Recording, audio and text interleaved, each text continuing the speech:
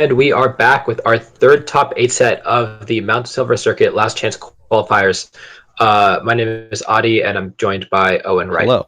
And today we're going to see another fun match between two players running different teams. We're going to see Garchompro with his Kyogre Lunala. This time a Lopunny, a Crobat, a Tapu Koko, and a Celesteela against Mike D'Angelo's Xerneas, Rayquaza, Incineroar, Tapu Fini, Celesteela, and Tapu. Yeah, and so we saw Garchompro play a little earlier today and managed to win his win in Mike's team at all. But it looks like a really interesting composition of the X-Ray core. In particular, I'm excited to see these two Celesteela, where they both the opposing teams, and most likely will have to rely on the Tapu Kokos. Yeah, and that definitely poses an interesting question of, although the Celesteela does wall a lot of the opposing teams, is it worth bringing the Celesteela with the threat of that Tapu? I think definitely on Garchompro's side, he does have the Kyogre and the Lunala with the Tapu Koko, which, although they cannot one-shot the Celesteela there, Menacing Moonraze Maelstrom, as well as just Water Spout, if not wide guarded, do a lot of damage. So that, in combination with other things, could pick it up. So I definitely think that Mike doesn't really want to bring his Celesteela to this matchup. So Garchompro could say, hey, he can't bring that, and bring his own to counter that. And I think that would be a really good adaptation and analysis in Team Preview. And we saw Garchompro play against a different X-Ray core without Tapu Koko, and Celesteela was definitely the MVP in that set. So I wouldn't be surprised if he relied on it heavily. But of course, Tapu Koko on Mike's side seems free to fire off thunderbolts, and nothing really resists that. You see him lead off with his Rayquaza and his Tapu Koko, while Garchompro leads off with his own Tapu Koko and Lunala. This is definitely a kind of interesting lead for Mike D'Angelo here. He doesn't exert as much pressure as you'd like to think he would with a lead like. Definitely depending on the item of Garchompro's Tapu Koko. Do we know what that is right now, or is it still unknown? If I recall correctly, it was Life Orb, but I might be wrong about that. We do see Tapu Koko on Mike D'Angelo's side just go for a Twinkle Tackle immediately, KOing Garchompro's Tapu Koko, getting that out of the... while Lunala on Garchompro's side gets up a Tailwind. Kyogre comes in for free, and this is definitely not a good spot for Mike D'Angelo. And so even though he got the KO, he gave Garchompro the free switch into Kyogre, which has threatened so much of his team, and Lunala goes ahead and chunks the Tapu Fini switch in, even though is probably his best switch into the Water Spout. Yep. And does proc Berry, which is definitely good for later in the game when Tapu Fini does not have any more recovery, if he wants to use it on another switch in or something like that. And here, pretty much the same play from Garchompro would be extremely safe with the Water Spout.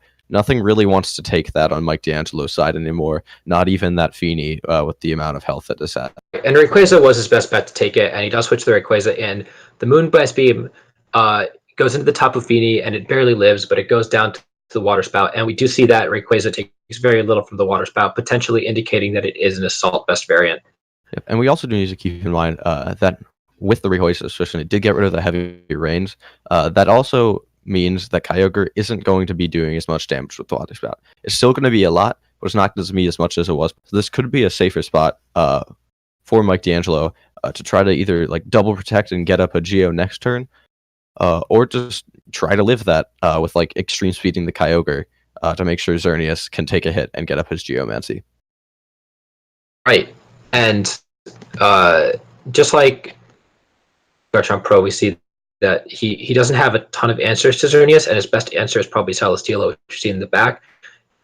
Pro, he has to decide when to bring that in and how he's going to deal with Mike's other Pokemon.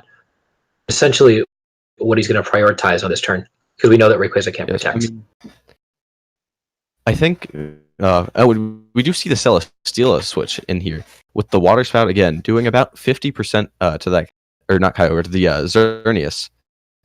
And the Dragon Stun goes into the Celesteela slot. Very good read from Garchompro.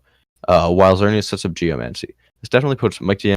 He has the Geode Xerneas, which is fantastic, but there also is the Celesteela in there, and that threatens it heavily. So this would be a very good time for Mike D'Angelo to get that Tapu Koko in the field so he can threaten that Celesteela without losing his Xerneas in the process. The question is, can he get that Tapu Koko in safely? Yes, I mean, we do see Rayquaza did use Dragon Ascent last turn. So if Mike D'Angelo goes for a Protect Dragon Ascent, the Kyogre play, and Garchompro reads that and goes for the Ice after Choose Dragon Sense, even though it's in that strong wind, helping those flying type Pokemon with their weaknesses a little bit. You think at -2 special defense, it'll probably die to an Ice Beam, and that could be a really safe play for Mike D'Angelo to get his Tapu Koko in but that he does in the process loses Rayquaza. Right. And we just see the Celesteela go for a Protect. Mike has no intention of protecting his Xerneas, going for a Moonblast, and of course, get revealed, which potentially a Moonblast and Flamethrower could potentially knock out the Celesteela. Meanwhile, Kyogre goes for a Water Spout and puts Xerneas down to about 20% health, and Rayquaza down to about 30% health. Yes, and now Mike D'Angelo, he is in a decent spot. He can definitely kill Celesteela this turn, but you need to be aware that Water Spout should pick up the KO on Xerneas this turn, even though it is Geomancy. So he has to deal some damage to Kyogre and hope it doesn't go for a single target move like Scald or to pick up that KO while still threatening the Celesteela. And of course, Celesteela often carries Wide Guard, so if Mike does choose to go for a Dazzling Gleam to try to chip the Kyogre, Celesteela could potentially prevent that. Although instead we see Dazzling Gleam and Flamethrower does not pick up the KO. And Heavy Slam takes down the Xerneas. This is really big for Garchompro here. Tapu Koko does come in for free, pretty much being able to freely KO either the Kyogre or the Celesteela. And with the added threat of the Rayquaza, this does look like the set is almost, or not the set, the game is almost. Tapu Koko, of course, free to spam its electric moves.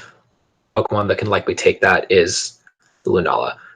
So he does, in fact, go for the Thunderbolt into Kyogre, and Flamethrower safely picks up the Celesteela despite the +1 special defense boost.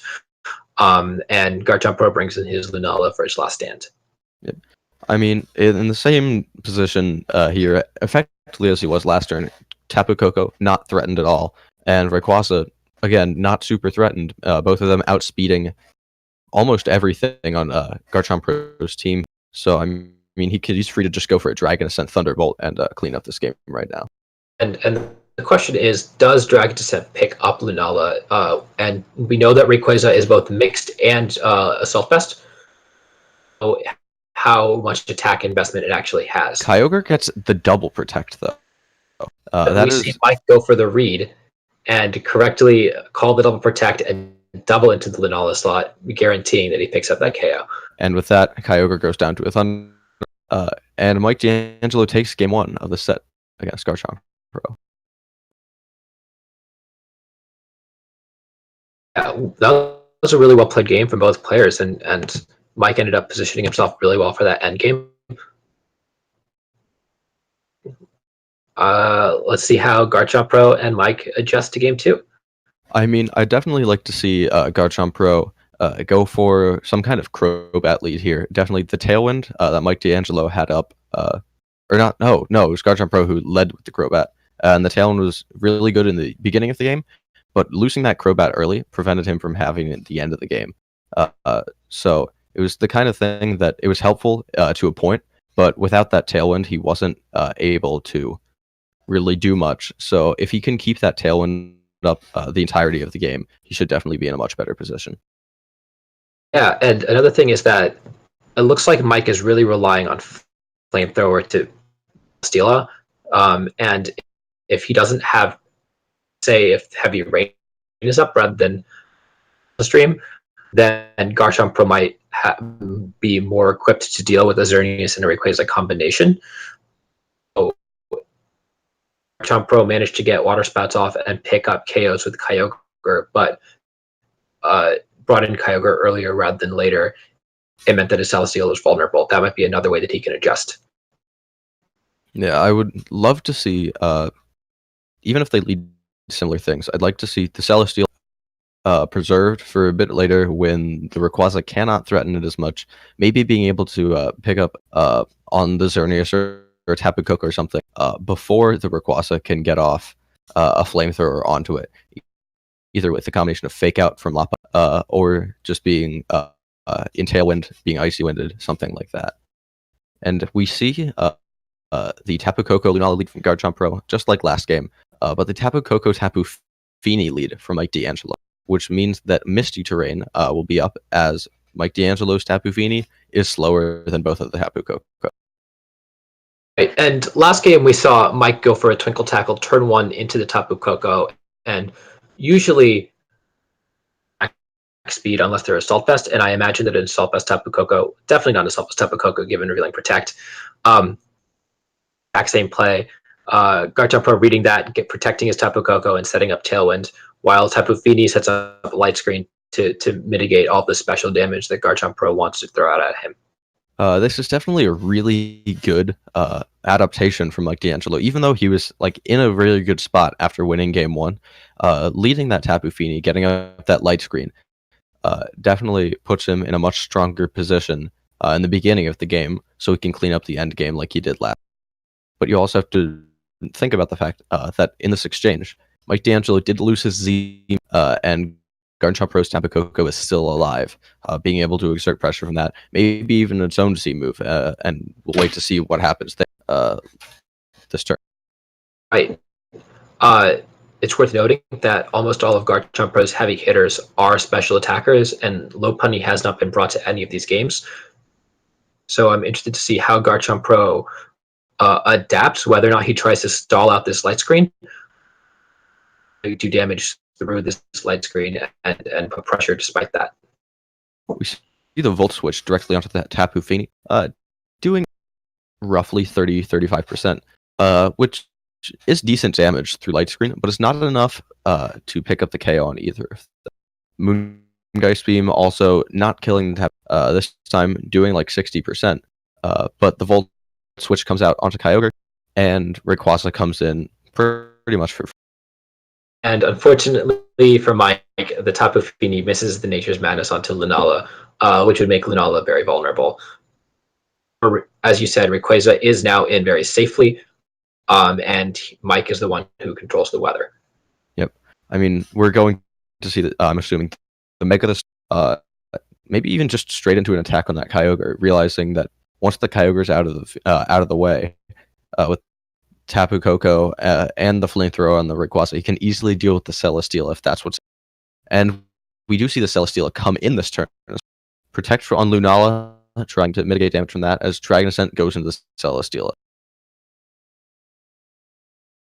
And Lunala avoids the Nature's Madness thanks to his Protect, and Garchompro maneuvers around the Dragon's Ascent by switching into Celesteela, taking very little damage that turn, and potentially stall up the Light Screen a couple turns from now, just because Celesteela is really not threatened by anything on the field with the Kyogre in the back. And you also have to see that Garchompro, with the Celesteela, is able to start hitting things with Heavy Slam. It's in Tailwind, which means it will outspeed that Tapu Fini if it chooses to target that slot.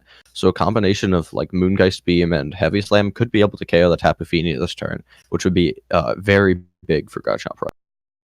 Right, and Mike really wants his Tapu Koko on the field to pressure the Celesteela. That's his best bet to do damage to it, but Slam, because Tapu Koko is such a light Pokemon, Heavy Slam will do a lot of damage to it, and Lunala threatens it as well. Yep, I mean, it's already at 30-35% here, so even if it's like a small amount of damage from like the Moongeist Beam through Light Screen, which we saw did like 60%, it's not going to be sitting pretty. Rayquaza goes for the Flamethrower into Celesteela, but and gets the burn, which could be very but Lunala does get off the Z move into the Rayquaza slot through Light Screen, not KOing, but doing a large amount of damage. Right, and Celesteela gets Leech Seed off, very content to sit, and doesn't really feel threatened. The burn might change thanks to the situation. However, Leech Seed will continue to recover health, and yes, but then also Tailwind goes down that turn, which means Rayquaza is now again the fastest thing on the. It has been Leech Seeded, and Celesteela isn't going to die to a flamethrower at this percent, but Rayquaza is probably able to Dragon Ascent this Lunala and get a lot of damage out, preventing another Tailwind, which would be very, very devastating for Garchompro if that does. Right. And we still don't know the last Pokemon that Mike has in his party. It could be the Incineroar to threaten the Celesteela. It could be the Xerneas to try to potentially sweep. Now that Celesteela is I mean, from experience, I've seen +2 Moonblast from Xerneas be doing a good amount of damage. Not enough to pick up the 1 KO, or sometimes even the 2 KO. But with the burn damage, and the Scald going in from the Tapu Fini, that should be enough with +2 Moonblast to pick up the KO. Right, and so we do see Heavy Slam doesn't pick up the KO on Rayquaza. Rayquaza is a relatively heavy Pokemon. And while Leech Seed does finish it off, it means that Celesteela does not get the special defense boost that might make it slightly better. Yes. Yep. Lunala did not die at that turn, however. And this could be a problem. If Xerneas just goes for a Moonblast into Lunala, preventing the Tailwind to come up, that means Celesteela can get off a Leech Seed or a Heavy Slam. If Xerneas just goes for the Geomancy, this also means that Lunala could get up a Tailwind for free. It's a very 50-50 base spot that they're in right now. They need to decide what's more important to them and call protect or switches like that correct. Right, and it's also worth noting that Tapu Fini Light Screen just ended, is in position to reset that as well if it wants to. So we see the Xerneas protect as Lunala goes for Tailwind, Tapu Fini goes for Light Screen, and Leech Seed comes out. Very special, or not special, status heavy turn. But I do definitely think that even though the Light Screen did come up protecting that Xerneas, Garchompro did get the longer end of the stick here, and Moongeist Beam go into the Xerneas before it does get up that Geo. Right, and however, now Xerneas is the fastest thing on the field after that Icy Wind. And how much damage is going to do to Celesteela? But we think that Celesteela can. It's going to be very close whether or not it can live in the last range. It definitely depends on how the Celesteela is trained. I've seen it KO from this range. I've seen it live with good amounts of health. It really depends on the spreads on both the Xerneas and the Celesteela. I'm interested to see how much, I'm assuming Moonblast would do. Or just like a D-Gleam and Scald could be enough, threatening the Lunala KO as well. If Garchompro does read the D-Gleam and goes for a Wide Guard, that would be pretty bad, allowing Lunala to get some more damage out on the field, which would be very. Yeah, so both players taking their time thinking through this crucial turn, trying to decide how they want to position their board for the end game. Out his Tapu Fini into his Tapu Koko, and going for a Moonblast, which does not KO the Celesteela, whereas Garchompro goes for a Moongeist Beam and picks up Koko and Leech Seeding to cover the potential no effect. Yes. And we do see the leftovers and the Leech Seed giving it a good amount of health coming back to it. Although it is burned, means Celesteela is definitely not as good of a situation as it would like to be. This would be a very good turn for Garchompro to just protect Celesteela, try to get some more health back. But if Mike D'Angelo, he calls that protect and just hits Lunala with a moon, that definitely puts this game into very dangerous territory. Right, and we also saw that Scald earlier in the game did a little around 20% less than what Celesteela is at right now. So there's a decent chance that if Mike chooses to Scald, it will live an attack. We see the Wide Guard come out, not from the Celesteela, but from the Lunala. Definitely not what we expected. But here, this is a very interesting spot because Celesteela does get off the heavy into the Xerneas, and with no Tapu Koko to switch in as it took that Moongeist Beam in the turn before, Xerneas just kind of gets to sit here and await its demise as it's Leech Seeded. There's nowhere, and with the double protect or just switch, he can just stall out this Leech Seed and Xerneas will go down. Right, and also this is the last turn of Light Screen, and so will be very vulnerable. Tapu Koko will be able to knock out Fini after this turn. Okay, we see the Dazzling Gleam and the Scald onto the Tapu Koko, but it doesn't matter because there's the double protect. Xerneas goes down to Leech Seed, and with that, Garchompro should be taking game 2. Yeah, he, despite the burn on Celesteela, that Pokemon is and how tough it is for this core of X-Ray to damage it, bring Incineroar. Yes, and this will be game 3 now. We've seen Mike D'Angelo take game 1, Garchompro take game 2. Now it's really, how do they want to play that? Both players played extraordinarily well both games, and I'd really like to see how they try to play around the strategies that they've used already. We saw how important Celesteela was to Garchompro in game 2. Does that mean that Mike D'Angelo brings in Incineroar this time to threaten it a bit more instead of the Xerneas? He could do that. Does he go for the Crobat or the Lopunny to get a little more offensive pressure out in the beginning of the game while saving his restricteds in the back? Garchompro could do that. It really depends on how they think their opponent is going to play, and I'm really interested to see how they lead in this. Right. Yeah, in game 1, we saw Mike play a little more aggressively, and in game 2, we saw him play a little more passively, setting up light screen early on, and Pro managed to a lot better just because he had the Celesteela that can tank attacks. So if I'm Mike, I'd like to see Mike play a little more aggressively. A Pro that potentially that has the more aggressive lead this game, leading Lopunny, which we have not seen yet. Yes, and that Lopunny is a little bulkier right now in its non-mega form, just being a normal type. Can't get one-shotted by Dazzling Gleam from the Tapu Koko. But once it does mega, it gains that fighting type. It does a lot of damage with that, and has the scrappy ability. Not super helpful, but it will start having the speed and the fake to threaten Mike D'Angelo's team.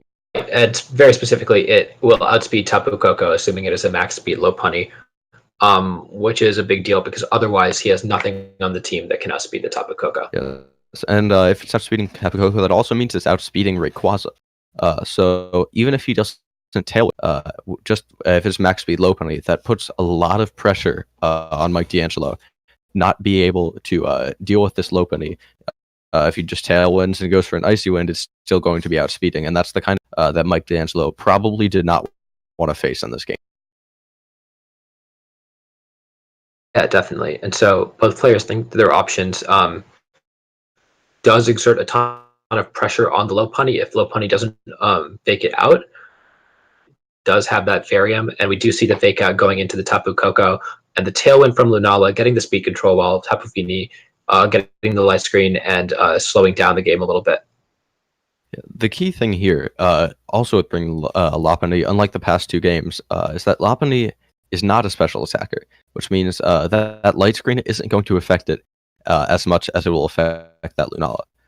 That means it's pretty much free to start attacking things here without being really by that light screen. As we see the Encore into Tapu Fini, preventing it from using any more moves, that is just locked into light screen now. Right, and so essentially forcing the Tapu Fini to switch out or not do anything for the next couple turns. And of course, Tapu Koko with Protect is also very vulnerable to the Encore now as well.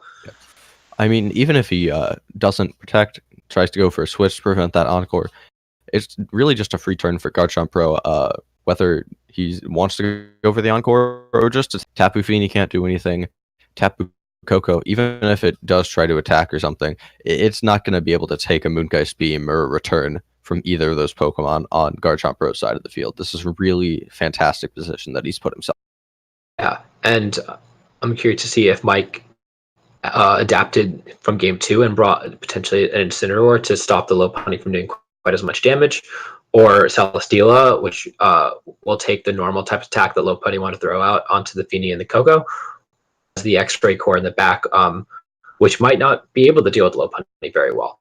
Okay, we see the Rayquaza come in, so that does confirm that he can't have both Celesteela and Incineroar as Frustration, my bad, effectively the same, come into the Rayquaza slot, dealing roughly 55% of damage as Moongeist Beam takes the knockout on the Tapu Koko.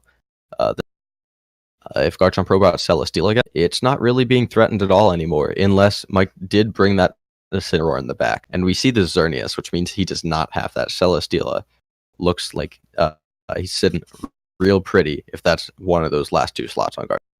Yeah. So, and I'm not sure if Mike has the offensive firepower to power through the Celesteela anymore.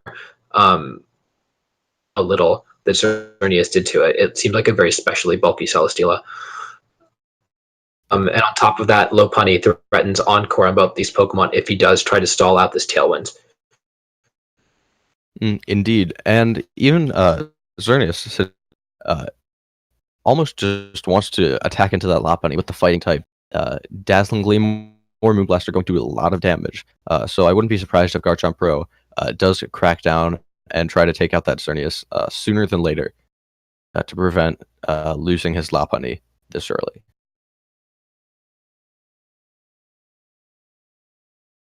Yeah, and so players taken their time to make the decision, and with the 2 full health Pokemon,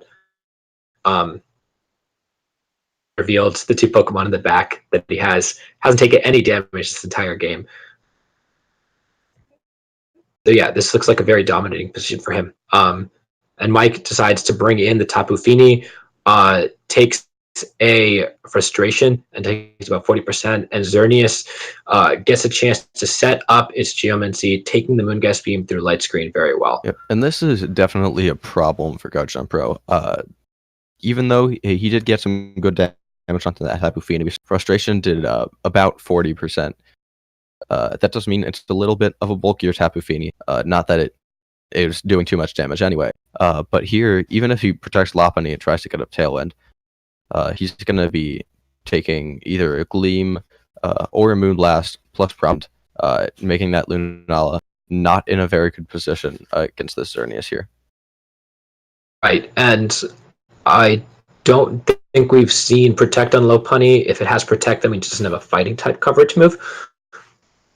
Instead, we just see it switch out, trying to conserve it for later. The Fake Out might be very important for Garchompro. Going right into that now Kyogre slot, doing about 75%. And while Lunala sets up Tailwind, Tapu Fini does hit his Nature's Madness this time around, bringing Lunala down to about half health and breaking its Shadow Shield. Yep. I mean, this is definitely a great spot for Mike. I mean, assuming it is max speed Xerneas, even though Garchompro did get up to Mike D'Angelo's Xerneas is Geomancy, which means it does have that 2x speed modifier, the same thing as the Tailwind. So Dazzling Gleam is able to KO both. Would we see a wide guard here from the Lunala? Or does he just go for the Moonblast and try to get up another Light Screen to protect his Xerneas and his Rayquaza in the rest of the game? And I think the key for Garchompro is, does Celesteela have enough to take this game? Because Celesteela he has to Xerneas. And a wide guard protecting Garchompro from the Icy Wind. Tailwind Lunala does outspeed, it's very likely to outspeed the Xerneas, and we don't know what the dynamic is between the Kyogre and Xerneas' speed tiers either. Yeah, I mean, this is definitely an interesting spot. It's about the exact same one we were in. Does Xerneas want to try to catch the Lunala on a D-Gleam and just go for the Moonblast? Does D-Gleam anyway, but we do see Lunala go before the Xerneas and the Kyogre, although it double misses Origin Pulse. That's got to, as Tapu Fini gets the light. Right, and for what it's worth, the Origin Pulse would have put Fini into berry range. But see, do we know how much damage Heavy Slam does to Xerneas? Because it's right around the range where I expect it to. Hold on, I'll look last game. Heavy Slam did about 27-28%, and that was burn, so that's half damage. This might not be enough to pick up the KO, but it very well could be. And that Origin Pulse miss might be the difference in that case if this Heavy Slam. Yep. I mean, this definitely could be a turn where Mike just doubles the Celesteela And if Lunala, even if it just like switches into the Lopunny this with a protect from Celesteela, that gives Garchompro the fake out pressure he needs to be able to get off attacks. Not necessarily for free, with there still being two Pokemon on the field, but getting off a good amount of damage with less consequences. Right, and Tapu Fini still pressuring the Celesteela with Nature's Madness. Xerneas is likely to do a little less than half health with the Moonblast. We saw how much Flamethrower did, but I'm forgetting how much Flamethrower did. And we do see the Nature's Madness go into the Celesteela. Yep. Little over half health after Leftovers recovery. Yep. I mean, what we see now is that Xerneas is in a very good spot. It can just Moonblast that Lunala slot. There's no Tailwind anymore, and it's up to Celesteela and Lopunny to clean up. I mean, he can't really not KO Lunala in this situation, because then Lopunny gets in with the Tailwind and gets to start laying down damage. This is definitely a bad spot for Garchompro, just having that Xerneas on the other. I think it really depends on how much damage Heavy Slam does, because if Heavy Slam can pick up Xerneas from here, actually not in a bad situation at all. The frustration should KO Rayquaza from this range. I'm not sure if Mike is going to have a chance to bring in his Rayquaza for free and pressure the Celesteela. Yeah, I forgot that it took that frustration earlier in the game, and we did see that do a little over half. So this should be able to pick it up. He gets up the Tailwind with the double into the Celesteela this turn. It means that Garchompro can go for a Heavy Slam again, but Lunala also gets to deal a bit more damage to that Tapu before it eventually dies. Right, and now that in this situation now, the Scald will not go before the to protect. We do see the Moongas Beam go into the. And we see Nature's Madness, which very likely puts the Celesteela into Moonblast range. That is definitely Moonblast range, and if it's not Moonblast range, that is range for a Flamethrower from Rayquaza. Right. A very scary spot for Garchompro here. Celesteela, his win con is getting dangerously low, and at this point he needs some Protect Stall and Fake Outs to get him back into a spot where Celesteela isn't at risk of dying immediately. I would have liked to have seen him read into that Protect and Heavy Slam and switch in his Lopunny. Right now, I'm not sure if Garchompro can keep his Celesteela on the field for long enough to deal with all of these threats that are left. Yeah, I definitely agree there. I mean, even if he didn't Heavy Slam the Xerneas slot, reading the Protect, and just even keeping Lunala in, but hit the Tapu, he would be in a much better spot with the Rayquaza being low health and Celesteela, where he can start dealing with those threats. But now that he kind of can't really do all of those with the little bit of life Celesteela has left, this does look like the game is nearing. It's still an interesting position because Mike can't really freely go for Dazzling Gleam because of the potential wide guard, and Celesteela does have the potential to go for Protect, have another way to bring in his Lopunny potentially for free here. There's still some mind games going on, and I don't think this game is quite over yet. I think there's still at least a couple turns of Pokemon to be played. Let's see how this turn plays out. Both players taking an extremely long time. They definitely don't want to mess this.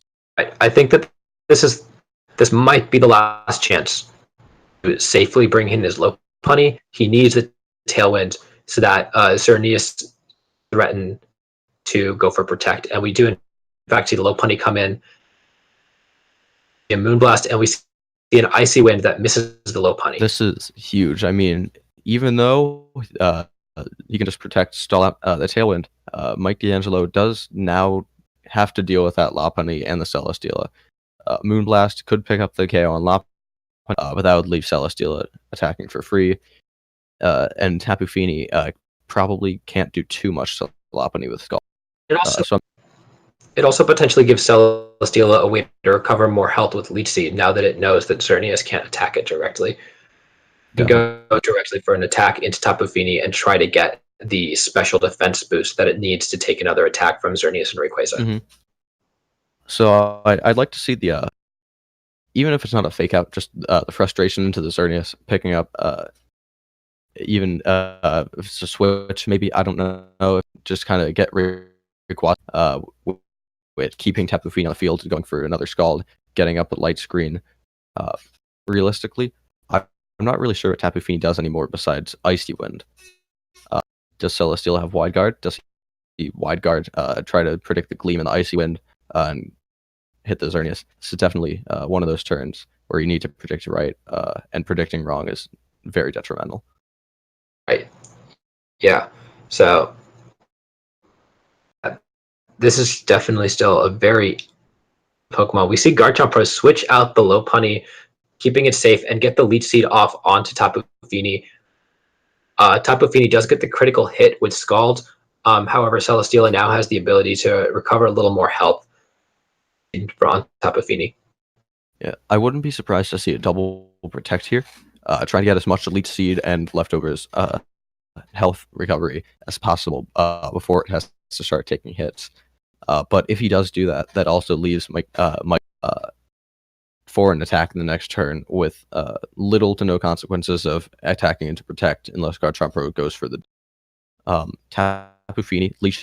If he does read the double protect, trying to do that, switching Rayquaza here would be a very good play. We see the protect on Lunala and the protect on Celesteela, but no switch from giving that Celesteela more life recovery with the leash seed and the leftovers, getting it back to roughly 50%. And roughly the range where we believe that it can take a Moonblast from. While Xerneas pressures the other side of the field and does just pick up this KO on the Lunala, we do see go into the Xerneas, and we do see it pick it up.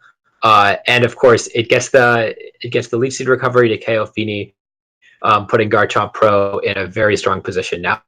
Yep, I mean, Lopunny does outspeed that Rayquaza, even if it does Mega Evolve. So it does look that Garchompro managed to turn this originally bad position into one that is in his favor, as we see the fake out and the not KOing Rayquaza, surprisingly, but it should be enough to take it out next turn. And we see the E-Speed do less than half to Lopunny, and Garchompro takes down Mike D'Angelo and earns his spot in the Invitational. Yeah, I mean, outstanding play from both of them. I mean, I thought it was over before it really was, and they managed to turn it around. I mean, this just goes to show how much these players thought through their plays. And we will be very soon with another top 8 set.